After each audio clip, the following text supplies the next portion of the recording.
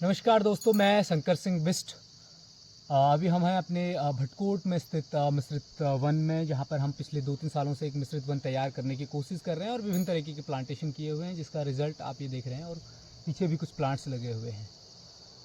एक बड़ी समस्या हमारे सामने आ चुकी है जो बहुत गंभीर है, लेकिन हम उसको गंभीरता से ले नहीं रहे हैं। वो समस्या है जलवायु परिवर्तन, क्लाइमेट चेंज। हमारी जो प्राथमिक आवश्यकताएं हैं, जो हमारी मूल आवश्यकताएं हैं, उन पर बहुत बड़ा खतरा। अब मूल आवश्यकताएं क्या हैं? मूल आवश्यकताएं हैं वायु, जल, जंगल, घर, अन्न, और इन पर ही सबसे बड़ा खतरा है। हम देखते हैं, हम बात भी करते हैं, हमारे धार्मिक ग्रंथों में भी लिखा हुआ है, हमारे वैज्ञानिक भी कहते हैं, हम भी कहते हैं, बहुत सारे लोग भी कहते हैं कि हमारा शरीर पंच तत्वों से मिलकर बना है। उन पंच तत्वों में जल है, वायु है, ताप है, धरती है और आकाश है। और इन पंच तत्वों में से कोई भी पंच तत्व गड़बड़ाता है, उसका स्वरूप बदलता है, उसके संतुलन में कहीं ना कहीं ठहराव सा होता है, तो वो हमारे लिए प्रॉब्लम क्रिएट करता है। जैसे आज हम देख रहे हैं कि आज ताप की सबसे बड़ी समस्या आ रही है ग्लोबल वार्मिंग की, और ग्लोबल वार्मिंग ने ही एक बड़ी समस्या को क्रिएट किया है। उस ग्लोबल वार्मिंग ने केवल ताप के गड़बड़ाने से पूरे पंचतत्वों में असंतुलन पैदा हो गया है।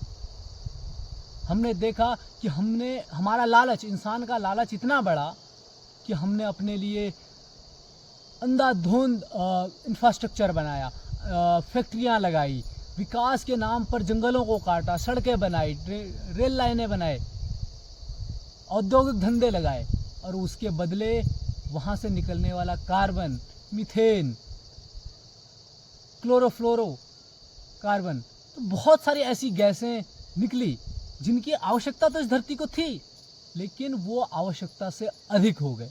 और आवश्यकता से अधिक हुए तो ग्लोबल वार्मिंग हुई। ग्लोबल वार्मिंग के साथ साथ अब लोकल वार्मिंग भी शुरू हो चुकी है। ग्लोबल वार्मिंग नहीं, ग्लोबल बॉइलिंग हो रही है और लोकल वार्मिंग हो रही है। इसके कारण आज हम देख रहे हैं कि हमारे ग्लेशियर पिघल रहे हैं। वेनेजुएला जैसे देश का अंतिम जो ग्लेशियर था वो भी पिघल चुका है, इसकी पुष्टि 20 साल हो गई है। ग्रीनलैंड लगातार अपने बर्फ को खोते जा रहा है, हिमालय लगातार अपने बर्फ को खोते जा रहा है, गंगा यमुना जैसे नदियों में जल बढ़ रहा है, ये एक बड़ा कारण है। और नॉन ग्लेशियर नदियां लगातार अपने अस्तित्व खोती जा रही हैं।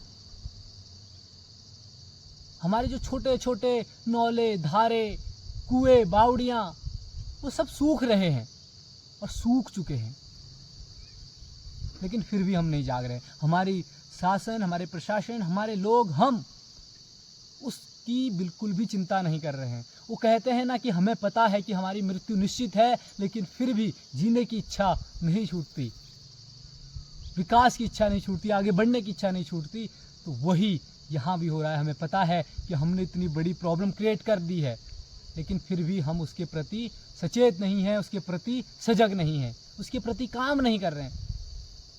जबकि हर महीने, हर वर्ष नेशनल, इंटरनेशनल, लोकल जैसे ऑर्गेनाइजेशन, इंस्टीट्यूशन, वैज्ञानिक, डॉक्टर, सब लोग अपनी अपनी रिसर्च कर रहे हैं, और रिसर्च के बाद जो रिपोर्ट आती है उसमें स्पष्ट रूप से ये खतरा सामने आ चुका है कि अब हमने जो स्थितियाँ बिगाड़ दी हैं, उससे हमको इस धरती के विनाश से, इस जीव जगत के विनाश से कोई नहीं रोक सकता। हमारे पास एक ही ऑप्शन है कि हम सारे चीज़ों को छोड़कर, विकास की लहर को छोड़कर दोबारा से अपने प्रकृति को संजोने में लगाएं, अपने पेड़ पौधों को बचाने में लगाएं, अपने जल जंगल को बचाने में लगाएं। लेकिन फिर भी हम वो कोशिश नहीं कर रहे हैं, तो इसका मतलब निश्चित है कि हमारी मृत्यु निश्चित है। स्पष्ट इतना तक हो चुका है कि 2050 तक ये धरती जीने लायक नहीं रहेगी। धरती का कुछ कुछ पार्ट रहेगा, लेकिन बहुत सारे ऐसे स्थान हैं जो जीने लायक नहीं बचेंगे। कुछ स्थान पूरी तरह से डूब जाएंगे। मालदीव आज बहुत बड़े खतरे में है। उसका अगर पानी का स्तर थोड़ा सा भी बढ़ गया तो पूरा मालदीव पूरे पानी से ढक जाएगा, डूब जाएगा। इसी तरह से भारत की चेन्नई, मुंबई, जैसे ऐसे समुद्री जो बड़े बड़े शहर हैं वो बड़े खतरे में है, वो बड़े नाजुक स्थिति में है, वो डूबने की स्थिति में है। जैसे ही हिमालय का बर्फ पानी पिघल कर समुद्र की ओर जाएगा तो वो अपने आप डूब जाएंगे और ऊपरी हिमालयी पहाड़ी क्षेत्रों में एक बड़ा डेजर्ट बन जाएगा, एक बड़ा अकाल पड़ जाएगा। तो ये समस्याएं हमारे सामने खड़ी हो रही हैं, लेकिन फिर भी हम नहीं मानने को तैयार हैं। हम सब लोगों को सोचना पड़ेगा। हम अपने आने वाले पीढ़ी के लिए काम करने की बात करते हैं, पैसा बचाने की बात करते हैं, बिल्डिंगें बचाने की बात करते हैं, लेकिन हम अपने आने वाले पीढ़ी के लिए ये पेड़ बचाने की बात नहीं कर रहे हैं, हम ऑक्सीजन बचाने की बात नहीं कर रहे हैं, हम अपने जल जंगल को बचाने की बात नहीं कर रहे हैं, हम अपने अधिकारों की बात नहीं कर रहे हैं।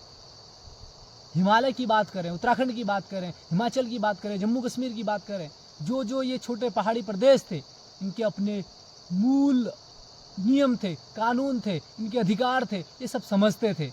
लेकिन आज हम एक ऐसे भूचाल में निकल पड़े हैं जहां हम सबको भुला दिया गया है। हमारे साथ एक अलग तरह की राजनीति हो चुकी है जिसमें हमें धोखा दिया जा रहा है। हमें अपने अधिकारों से, अपने नियमों से, अपने कानूनों से, अपने रिचुअल से दूर किया जा रहा है ताकि हम इन जंगलों के प्रति अपना अधिकार खो बैठें और फिर जो भूखे लोग हैं वो यहाँ आएँ और उसका विनाश करें। और लगातार वही हो रहा है। खलंगा जैसे फॉरेस्ट को काट देने की बात होती है और वहीं कुछ बड़े जो धनवान लोग होते हैं उस फॉरेस्ट के बीचों बीच अपनी प्रॉपर्टी बनाने के लिए सामने आ जाते हैं। जागेश्वर जैसे पौराणिक धार्मिक स्थल, जिन पेड़ों को भगवान माना, उन पेड़ों को काटने की बात कर दी जाती है। हर्षिल जैसे क्षेत्र में जहां देवदार उस क्षेत्र की शो है, वहां पर देवदार को काटने की बात कर दी जाती है केवल विकास के लिए, केवल अपने लालच के लिए, अपने वोटों के लिए। तो हमें अपने जंगलों को, अपने जल को, अपने जीवन को बचाना है तो हमें अपने उन अधिकारों की ओर, उन नीतियों की ओर, उन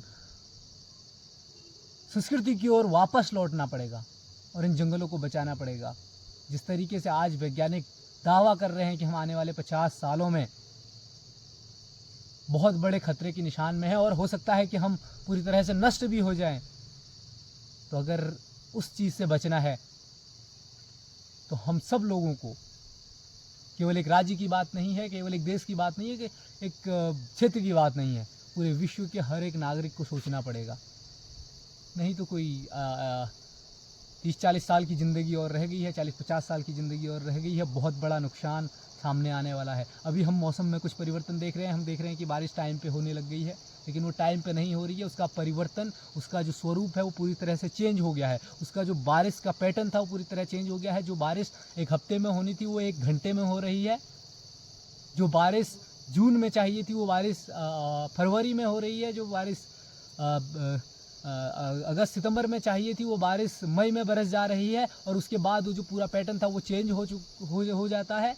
और जो फसल का हमारा एक पैटर्न बना हुआ था वो पूरी तरह से चेंज हो रहा है। और वो फसल पैटर्न चेंज होने के कारण हमारी खाद्य की एक बड़ी समस्या हमारे सामने खड़ी होने जा रही है, क्योंकि हम उस पैटर्न के सहारे चलने वाले लोग हैं, जो कि पुश्तों से चली आ रही पैटर्न है, जिसमें रिसर्च के साथ साथ, वैज्ञानिक तरीके के साथ साथ, पूर्वजों के प्रयोगों के साथ साथ वो हमने डेवलप किया है। लेकिन अचानक अगर उसमें परिवर्तन होगा तो शायद हम एक बड़ी समस्या में पड़ सकते हैं। बहुत बहुत धन्यवाद। हम सब लोगों को प्रयास करना चाहिए कि हमारी प्रकृति बची रहे, हमारे ये जंगल बचे रहें और ये समस्या जो हमारे सामने खड़ी होने वाली है उससे हम लोग बचे रहें। धन्यवाद।